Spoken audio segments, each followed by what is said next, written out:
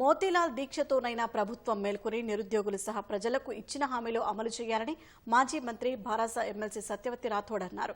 లేదంటే ప్రజలు తిరగబడి కాంగ్రెస్ నేతలను అడ్డుకుంటారని భారాస కార్యాలయంలో జోస్యం చెప్పారు. నిరుద్యోగులకు ఇచ్చిన హామీలు అమలు చేయాలని మోతీలాల్ నాయక్ నిరాహార దీక్ష చేశారని, యువత కోసం ఆయన చేసిన పోరాటం యువతకు స్ఫూర్తిగా నిలుస్తుందని పేర్కొన్నారు. కాంగ్రెస్ మోసాలను గిరిజన బిడ్డలు ఇప్పుడిప్పుడే తెలుసుకుంటున్నారన్న మాజీ మంత్రి ఇప్పటికైనా కాంగ్రెస్ ప్రభుత్వం చెప్పిన జాబ్ క్యాలెండర్ను ప్రకటించాలని, ప్రజలకు ఇచ్చిన ప్రతి హామీని అమలు చేయాలని డిమాండ్ చేశారు. ఈ ప్రభుత్వాన్ని హెచ్చరిస్తా ఉన్నాం.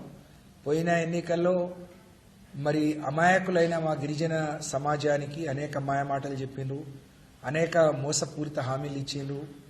అధికారంలోకి రాగానే జాబ్ క్యాలెండర్ అనౌన్స్ చేస్తామని చెప్పారు. ప్రతి సంవత్సరం 2 లక్షల ఉద్యోగాలు ఇస్తామని చెప్పారు.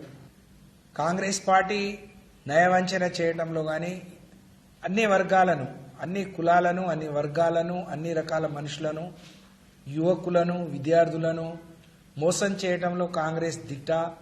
అది వాళ్ళు పాపం గ్రహించలేకపోయారు. ఇప్పుడు ఒక్కొక్కళ్ళు గ్రహిస్తూ ఆ ఊబిలో నుంచి, కాంగ్రెస్ చెప్పిన మాయ మాటల ఊబిలో నుంచి బయటకు వస్తున్నారు.